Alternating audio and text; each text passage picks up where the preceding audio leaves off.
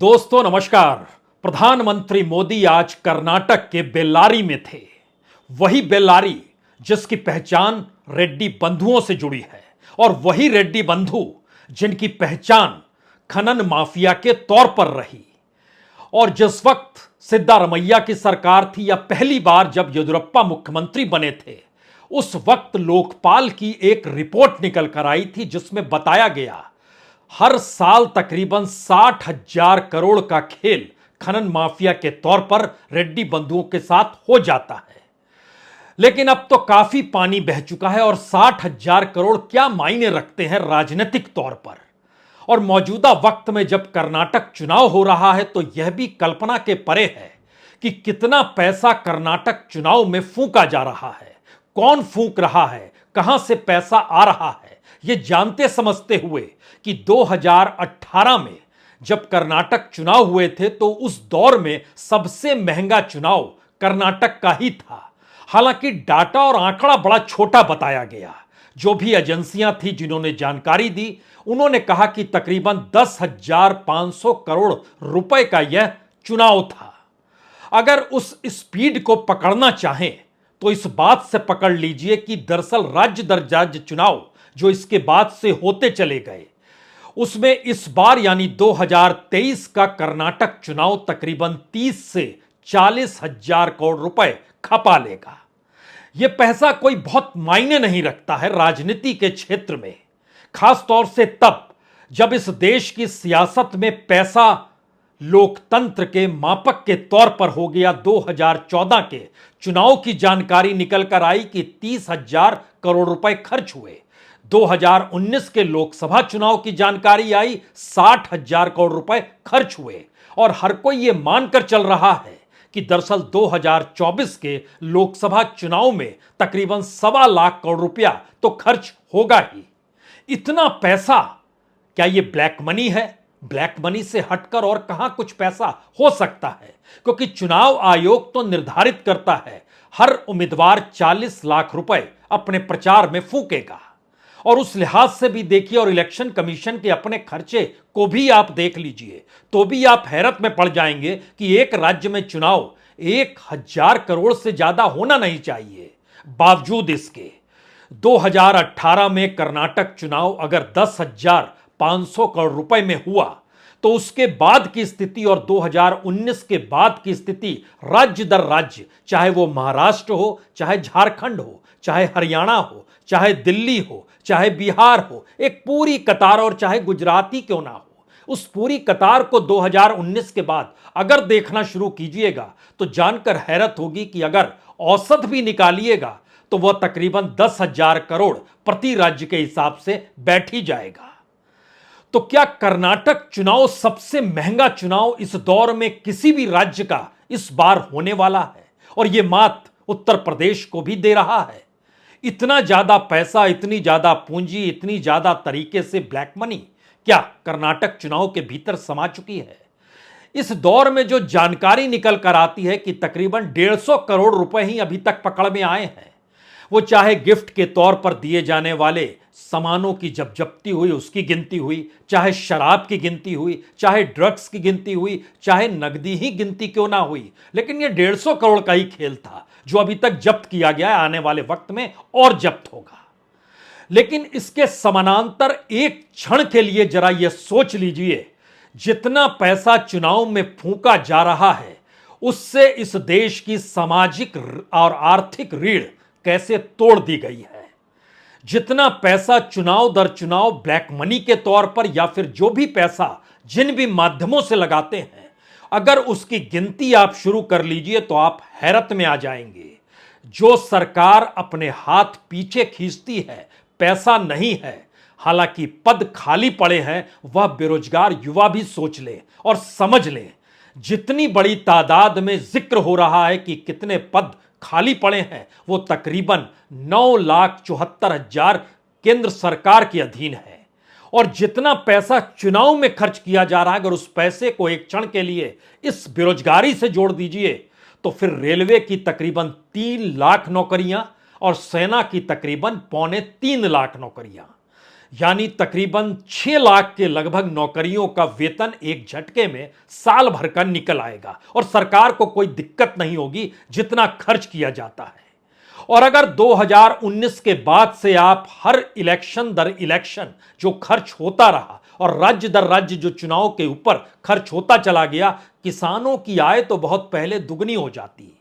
सरकार जिस आंकड़े पर चढ़ी हुई और खेल रही है ना, उसमें किसानों की आय अगर विकास दर से जोड़कर निकालिएगा और मोदी सत्ता की इकोनॉमी के आश्रय चलिएगा तो आप हैरत में आ जाइएगा कि किसानों की आय 2036-37 में दुगनी हो पाएगी। यह अलग मसला है कि उस वक्त महंगाई क्या होगी और उस वक्त जो दुगनी आय होगी उसकी कीमत क्या होगी। यह शर्म करने की बात है कि भारत के भीतर जो भी कानून का जिक्र होता है उसके मद्देनजर आज हमें उस चुनाव का कच्चा चिट्ठा और उसमें लगने वाले पैसे का जिक्र करते हुए यह बताना पड़ रहा है कि इस देश के किसान, इस देश के मजदूर, इस देश का एमएसएमई जिसको रिवाइवल प्लान्स आरबीआई भी बनाता है, लेकिन जितना पैसा एमएसएमई को चाहिए जिससे वो सही मायने में उसका रिवाइवल हो जाए और इस देश में नौकरियों की कमी ना पड़े, वह भी पूरी हो सकती है। लेकिन आपको राजनीति में उड़ाने वाले धन को थामना होगा।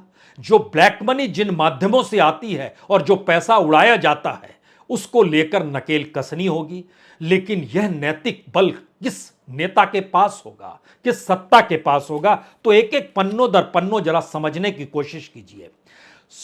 Wrist watch, wall clock, table clock, wallet, handbag, शराब, ड्रग्स, नकदी तकरीबन 150 करोड़ के इस दौर में जब्त किए गए इलेक्शन के मद्देनजर एक महंगे चुनाव की तरफ बढ़ती हुई चीज में लगातार यह आकलन अब निकल कर आ रहा है कि लगभग 30 से 40 हजार करोड़ रुपया इस चुनाव में फूंका जाएगा। इसमें पैसा भी जो आ रहा है, जब 3 और 4 अप्रैल को इलेक्ट्रल बॉन्ड के लिए 10 दिन का एसबीआई ने दरवाजा खोला, खिड़की हटाई, तो अभी जो जानकारी आई है ये सोर्सेस के हिसाब से है, यानी कोई फैक्चुअल तरीके से गवर्नमेंट ने अभी जारी नहीं किया है, लेकिन जो जानकारी बैंकों के माध्यमों से कच्चे तौर पर आ गई उसमें जानकारी आई लगभग 974 करोड़ के लगभग इलेक्ट्रल बॉन्ड इस दौर में कर्नाटक चुनाव की दिशा में चले गए। ये सारे पैसे जब जा रहे हैं 10 दिन के भीतर और इन सब के भीतर जो 224 सीटें हैं उसमें से 94 सीट को लेकर कहा जा रहा है कि हर सीट पर 1000 करोड़ के लगभग तो खर्च हो ही जाएगा, यानी 500 से 1000 के बीच में, यानी कीमत और बढ़ गई। लगभग 32 से 36 सीट ऐसी जानकारी आई जिसमें वहां के लोग जानकारी देते हैं कि दरअसल खर्च जो है ये 100 करोड़ के ऊपर तो रहता ही है एक कॉन्स्टिट्यूएंसी में, और ये रकम कोई बहुत बड़ी भी नहीं है। अब आप सोचिए, जब आप इसकी तुलना करने की शुरुआत करेंगे कि रेलवे में भर्ती 2,93,000 पद खाली पड़े हैं, सेना में भर्ती 2,64,000 पद खाली पड़े हैं, यानी कुल मिला के 5,57,000 करोड़। रिक्त पदों की तादाद तो 9,78,000 है, ये एक अलग मसला है। जो कुल खर्चा है वो जानकारी आती है कि 3 लाख करोड़ रुपया भर जाएगा अगर हम इस पदों पर रिक्त कर दें। लेकिन 3 लाख करोड़ रुपया इस देश में कैसे फूंका गया 2019 के चुनाव में? कहा तो यह गया कि 1 लाख करोड़ से ज्यादा का खर्चा हुआ था। जानकारी लेकिन अलग अलग माध्यमों से निकल कर आई 60,000 करोड़, और ये अलग अलग तरीके से, मतलब है सेंटर फॉर मीडिया हो, एडीआर की रिपोर्ट हो, कुछ इलेक्शन वॉच हो, कुछ इलेक्शन कमीशन हो, अलग अलग माध्यमों से जो निकल कर आया, लेकिन वह डाटा 1 लाख करोड़ से ज्यादा का लोकसभा चुनाव में जा रहा था। महाराष्ट्र, झारखंड, हरियाणा, दिल्ली, बिहार, उत्तर प्रदेश जो एवरेज निकाला गया वो 10,10,000 करोड़ से ज्यादा का प्रति राज्य है। यह अलग मसला है कि उत्तर प्रदेश के चुनाव के वक्त जो खर्चा था वह तकरीबन 25,000 करोड़ से ज्यादा का बताया जा रहा है। अब सवाल यह है कि उससे भी महंगा चुनाव 2017 में हुआ था उत्तर प्रदेश का चुनाव पिछली बार, उस वक्त का खर्चा और इस वक्त का खर्चा दुगने से ज्यादा है। इसी तरीके से कर्नाटक का चुनाव उस वक्त 10,500 करोड़ में, इस वक्त उसकी कीमत 30 से 40 हजार करोड़ रुपए बताई गई है। और उसके बाद अगर आप उस फहरिस्त में ठीक पहले चले जाइए, जो मध्य प्रदेश है, राजस्थान है, छत्तीसगढ़ है, तेलंगाना है, गुजरात है, इन चुनाव के भीतर जब घुसिएगा और उस पीरियड में जाइएगा और उस पीरियड को लेके मौजूदा वक्त में रुपए की कीमत से जोड़िएगा, तो पता चलेगा अरे ये तो 15,000 करोड़ रुपए के पार था।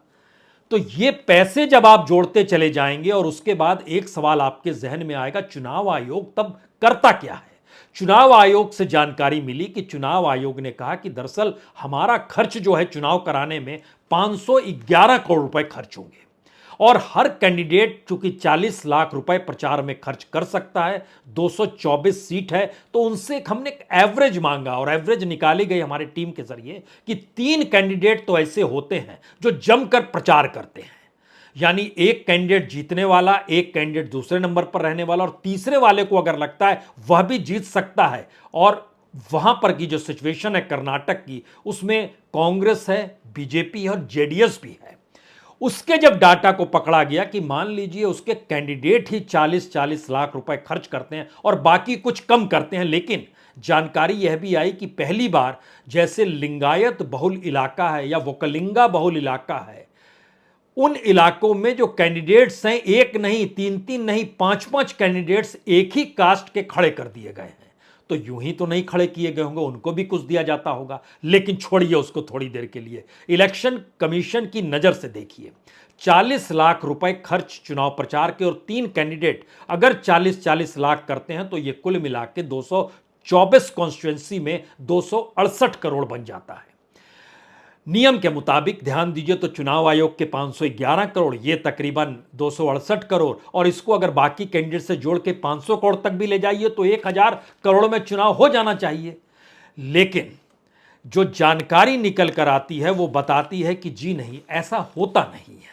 और ऐसा इसलिए नहीं होता है क्योंकि उसके बाद जो करप्शन आता है राज्य में, वो पैसा लौटाने की प्रक्रिया में भी होता है। यानी कांग्रेस ने जो अभी हाल में 1.5 लाख करोड़ रुपए की जो घूस ली गई, कमीशन 40%, जिसकी एक लंबी फहरिस्त जारी की कि हर पद के लिए निर्धारित है इतना कमीशन, और 1.5 लाख करोड़ रुपए उन्होंने 2019 से लेकर अभी तक का बताया कि इतना खर्च किया गया है। तो इसका मैसेज बहुत साफ है कि कमीशन अगर 40% तक चला गया तो क्या अब जो नई सरकार बनेगी उसका कमीशन और ज्यादा होगा? क्योंकि पैसा तो हर कोई फूंक रहा है और फूंकते हुए पैसे के बीच बीजेपी अपर हैंड इसलिए है क्योंकि चाहे वो डोनेशन हो, चाहे वो इलेक्ट्रल बॉन्ड हो, चाहे 20,000 रुपए से कम दान दिया जाने वाला पैसा हो, या फिर अलग अलग कॉरपोरेट के ट्रस्ट के जरिए जो पैसा आता है, उसका एवरेज जो है 60 से 80% तक बीजेपी के पास ही डोनेशन के तौर पर जाता है। तो खर्च तो वही करेगी। और जब इन्होंने इनकम टैक्स रिटर्न भी भरी, उसमें भी नजर आया कि बीजेपी कांग्रेस की तुलना में लगभग दुगना पैसा खर्च करती है। और यह डाटा भी खुले तौर पर निकल कर आया 21-22 का। जैसे अगर आप देखिए तो उसमें बताया गया कि 780 करोड़ रुपए मिले। 780 करोड़ में से 614 करोड़ बीजेपी के खाते में, 95 करोड़ कांग्रेस के खाते में और बाकी छिटपुट बाकियों को मिले। अब इन्होंने अगर इतना बतलाया कि 614 करोड़ हमको मिले और 95, तो रेशियो देखिए कितना अंतर है। तो दूसरी जो पार्टी है नेशनल पार्टी इस देश की, जब उसके और बीजेपी के बीच का जो अंतर है वो लगभग 600 गुने के लगभग अंतर नजर आ रहा है, तो ऐसे में बाकी पॉलिटिकल पार्टीज क्या खर्च करेगी? और शायद इसीलिए जो इनकम टैक्स के डॉक्यूमेंट्स थे उसमें जब चीजें देखी गई और परखी गई कि असम के, केरल के, तमिलनाडु के, वेस्ट बंगाल के, पांडिचेरी के, पुडुचेरी के जो 2022 में चुनाव हुए उसमें खर्चा कितना हुआ, तो इन्होंने जो खर्चा दिखाया वो तकरीबन 224 करोड़ का खर्चा था। फिर वही सवाल, इतने कम खर्चे में चुनाव लड़ा जा सकता है क्या इस देश के भीतर में? और जो इलेक्शन कमीशन ने लकीर खींची हुई है, क्या वो नजर उसको नहीं आता है या तौर तरीके अलग हैं? या इस दौर में बड़ा डिफरेंस है क्योंकि इस देश की सामाजिक आर्थिक स्थिति इसकी इजाजत देती नहीं है कि आप इतना खर्च करें। और इसके लिए हमने एमएसएमई का जब डाटा देखना शुरू किया तो आरबीआई ने एक रिवाइवल प्रोग्राम और रिस्ट्रक्चर करने का और रिहेबिलिटेशन के लिए एक एमएसएमई के लिए प्रोग्राम लगाया। उसमें कहा कि देखिए 25 करोड़ तक जो लोन लिए हुए हैं उसको हम रिस्ट्रक्चर करेंगे, आपको हम डिफॉल्ट नहीं मानेंगे। और यह सिलसिला कोविड के बाद से शुरू हुआ। उसका असर यह हुआ कि तकरीबन 10,000 से ज्यादा एमएसएमई उसके बाद से बंद हो गए। तो एमएसएमई को कितना पैसा चाहिए रिवाइवल को, उसका जब पूरा डाटा मंगवाया गया और वो डाटा जब निकाला गया तो पता चला कि अगर एकमुश्त सरकार एमएसएमई में लगभग 16 से 18 लाख करोड़ रुपए डाल देती है और छोड़ देती है कि आप पहले अपने आप को डेवलप कीजिए, तो भारत के भीतर एक झटके में जिस बेरोजगारी की गर्त में देश डूबा चला जा रहा है और अभी 8% से ज्यादा 8.11% है और शहरी इलाकों में तो ये 9% से ज्यादा अनएम्प्लॉयमेंट रेट हो चुका है, एक झटके में वो कम हो जाएगा क्योंकि रोजगार तो एमएसएमई ही देगा, कॉरपोरेट नहीं देता। ये थोड़ा दिमाग में रखिएगा क्योंकि कॉरपोरेट और इस देश के पीएसयू का जो रेशियो है, एक पीएसयू अगर 100 लोगों को नौकरी देता है तो एक झटके में अगर वह इंडस्ट्री कोई कॉरपोरेट के हाथ में सौंप दी जाती है तो वहां 10 से 15 लोग ही रखे जाते हैं, बाकी 85 से 90 लोग हटा दिए जाते हैं। यह है रिस्ट्रक्चरिंग कॉर्पोरेटाइजेशन की या निजीकरण की भारत के भीतर की। अब अगला सवाल यह था कि जब इस परिस्थिति में आकर खड़े हो गए हैं तो क्या इतना पैसा जो खर्च किया जा रहा है इस देश के भीतर में उतना तो बजट में भी नहीं लाया जाता। मसलन स्वच्छ भारत मिशन 12,000 करोड़ का है, उसको आप एक झटके में कर्नाटक चुनाव से जोड़िए तो 3 गुना बढ़ा सकते हैं। एक झटके में 2019 के बाद देखिए तो वो एवरेज लगभग 25,000 करोड़ के लगभग आ जाएगा। मनरेगा 60,000 करोड़ रुपए, एक झटके में अगर इलेक्शन से उसको हटाइए तो उसकी कीमत आप 1 लाख करोड़ रुपए दे सकते हैं, कोई दिक्कत नहीं होगी। प्रधानमंत्री आवास योजना लगभग 80,000 करोड़ रुपया खर्च होता है, वह भी 1 लाख करोड़ से ज्यादा देने की स्थिति में आप आ जाएंगे। अलग अलग तरीके से, क्योंकि इस देश में एग्रीकल्चर का बजट भी 1 लाख करोड़ का है, फर्टिलाइजर पर सब्सिडी का जिक्र भी 1,75,000 करोड़ का है और फूड पब्लिक डिस्ट्रीब्यूशन सिस्टम जो है उस पर भी तकरीबन 2 लाख करोड़ से कुछ नीचे का खर्च होता है। लेकिन जब आप चुनाव दर चुनाव जिस पैसे का जिक्र हो रहा है उसको परखना शुरू करेंगे तो आपके रोंगटे खड़े नहीं होंगे, आपको यकीनी तौर पे शर्म आएगी कि वोट गरीबों से ही मांगा जाता है।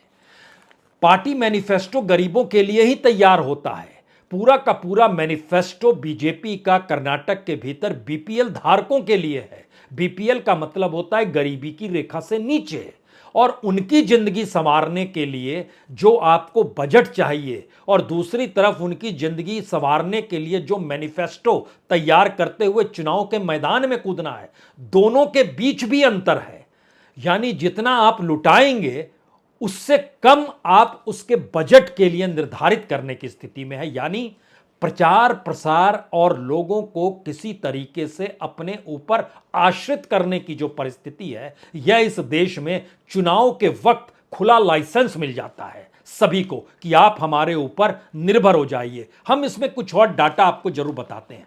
यह इसलिए महत्वपूर्ण है कि इस देश के किसानों से जुड़ा हुआ है और किसानों की आय तो 2022 में दुगनी हो जानी चाहिए थी, लेकिन नेशनल सैंपल सर्वे ऑर्गेनाइजेशन इसने जब लिखा कि किसानों की औसत मासिक आय 10,218 रुपए प्रति महीने जो मासिक आय है इतनी है, तो उसके बाद जब उससे पूछा गया कि इसको अगर आप बाइफरकेट करें, भाई खेती में कितना होता है और उसके बाद दूध डेयरी में कितना होता है, वो खुद अगर रोजगार करता है तो कितना होता है, तो उसने बताया कि फसल पर जो आय होती है वह 3,798 रुपए हर महीने। लेकिन उसके बाद सवाल था उनसे कि उत्पादन पर भी तो कुछ पैसा खर्च होता होगा, बीज लेकर आते हैं, फर्टिलाइजर लेके आते हैं, कुढ़ाई गढ़ाई करते हैं, वहां पर जिस तरीके से मजदूर डाले जाते हैं, तो पता चला कि सारी चीज में 2,959 रुपए खर्च हो जाते हैं और कुल मिला के शुद्ध लाभ किसान के पास 829 रुपए पर महीने का,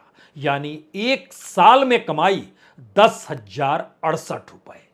यानी कृषि विकास दर 3.31%, और इस लिहाज से जो चल रहा है जिसको 2022 तक का दावा है उसके लिहाज से तो 10% होना चाहिए था विकास दर, वो तो हम कर नहीं पाए। तो इस विकास दर के जरिए दुगनी आय 2036 और 37 में होगी। बात इससे भी और साफ नहीं होती है। सवाल यह है कि अगर एग्रीकल्चर के क्षेत्र में सरकार एक मुश्त लगभग 7 लाख करोड़ रुपया डाल दे और किसानों को लेकर जो किसान सम्मान निधि है उसको भी इसके साथ जोड़ इसलिए लीजिए क्योंकि जो खर्च हो रहे हैं चुनाव पर और जो फूंके जा रहे हैं चुनाव पर, उसके मद्देनजर भी यह समझना जरूरी है कि सरकार पर आश्रित करने के लिए जनता के अपनी ऊर्जा, श्रम और उसकी अपनी आय और उसके बाजार को कैसे खत्म करती है। किसान सम्मान निधि 6,000 रुपए दिए जाते हैं। इस दौर में सरकार सोच रही है कि अगर 2024 में कहीं हार ना हो जाए और किसानों से ही बचना है तो क्यों नहीं ये आय किसान सम्मान निधि दुगनी कर दी जाए, यानी 12,000 कर दी जाए। ये सोचा जा रहा है, लेकिन प्रपोजल हम एक दूसरा देते हैं। मान लीजिए आपके सामने हम ये कहते हैं कि 12,000 छोड़ दीजिए।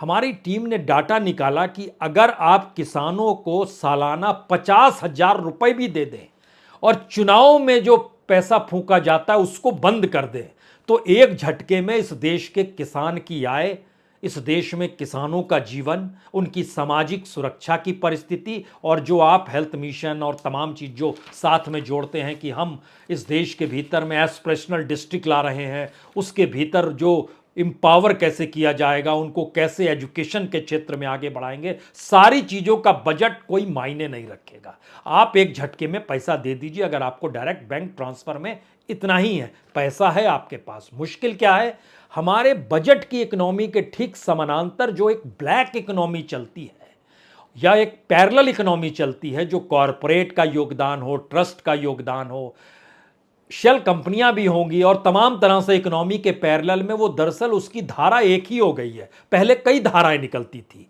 तो सबको लाभ होता था, अब एक ही धारा निकलती है जो सीधे सत्ताधारी पार्टी को ही लाभ पहुंचाती है। अब सोचिए, जब इन बातों का जिक्र हो रहा है तो देश की माली हालत क्या है। माली हालत यह है कि सरकार ने खुद बताया कि इस देश के भीतर में 80% छोटे किसान हैं। छोटे किसान 1 हेक्टेयर से कम की जमीन वाले, और सरकार का पूरा एनएसएसओ का आंकड़ा बतलाता है कि जिसके पास 10 हेक्टेयर की जमीन होगी उसकी आय तो पूछिए नहीं, वो 20 से 30 हजार रुपए होगी। जो 10,000 से ज्यादा होगा 40 से 66,000 होगी। लेकिन जब उनसे पूछा सारे किसानों को मिलाइए और बताइए कि ऑल साइज में किसानों की आय कितनी होगी, तो वह 6,426 रुपए से 10,329 रुपए सालाना आय से आगे बढ़ नहीं पाए। यह देश की ऐसी स्थिति है जिसमें चुनावी पैसा अगर डाइवर्ट कर दिया जाए और किसानों के ऊपर अगर राज्य दर राज्य भी चले, मसलन कर्नाटक के भीतर कर्नाटक के किसानों को ही यह पैसा दे दिया जाए और कहा जाए कि यही आपके लिए पूंजी है हमारी पॉलिटिकल, उससे भी उन्हें लाभ हो जाएगा। लेकिन खर्च अपने प्रचार प्रसार पर हो रहा है, तो आखिर में उन युवाओं के लिए वह पाठ जो पढ़े लिखे हैं, डिग्रीधारी हैं और उनको रोजगार चाहिए, इस देश में 15% से 15 की उम्र से ज्यादा जो हो चुके हैं और जो वर्कफोर्स के तौर पर देश में शामिल होना चाहते हैं, उसमें जानकर फिर हैरत नहीं शर्म आएगी, सिर्फ 40% लोगों को नौकरी रोजगार असंगठित क्षेत्र में, संगठित क्षेत्र में दे पाने की स्थिति में यह देश है। बाकी 60% उन्हीं 40% पर आश्रित हैं और बेहतर क्वालिटी की जॉब आपको मिलेगी नहीं। 5 साल से वर्कफोर्स स्टेगनेंट है, ये पूरा रिकॉर्ड CMIE का है और उन्होंने जानकारी दी कि किस तरीके से अनएम्प्लॉयमेंट रेट बढ़ा है। असंगठित क्षेत्र में 80% जो निर्भरता जो उनकी है यहाँ के वर्कफोर्स की, उनके सामने क्या मुश्किल आई और क्यों आई। 3 वजह थी, नोटबंदी, GST और लॉकडाउन। लेकिन उसके बाद के 3 सालों में भी या 4 सालों में भी हम उबर पाने की स्थिति में नहीं है, स्टैग्नेंट है, सब कुछ स्थिर हो चला है। और शायद इसीलिए जब जिक्र होता है कि रेलवे की वैकेंसी, डिफेंस की वैकेंसी, यूनिवर्सिटीज की वैकेंसी और सारी वैकेंसीज को अगर जोड़ते चले जाते हैं तो आखिर में निकलता यही है, इस देश में पूंजी तो है लेकिन वो पॉलिटिकल पूंजी है, वो पॉलिटिकल इकोनॉमी है। और इस देश की जो सोशल इकोनॉमी वाला एस्पेक्ट है जो हम लोग को दिखाया जाता है, उसमें देश के पास पैसा नहीं होता है, लेकिन पॉलिटिकल इकोनॉमी में देश के पास खूब पैसा होता है। इसीलिए इलेक्शन पीरियड में सबसे महंगा चुनाव जो हो रहा है उसका एक नजारा कल आप देखिएगा बेंगलोर की सड़कों पर, जहां पर हजारों रुपए, हजारों नहीं लाखों रुपए के फूल की पंखुड़ियां बिखरे जाएंगी, जहां पर गाड़ियों का तांता लगा होगा, जगह जगह आपको पोस्टर्स दिखाई देंगे, जगह जगह नारे होंगे, हाई क्वालिटी के स्पीकर्स लगे होंगे, और निकल कौन रहा होगा? देश के प्रधानमंत्री। कल 40 किलोमीटर तक बेंगलोर को नापेंगे, परसों भी नापेंगे। खर्च तो होगा ना, और यह खर्च कहां से आएगा? सोचिए जरूर। बहुत बहुत शुक्रिया, बहुत बहुत शुक्रिया।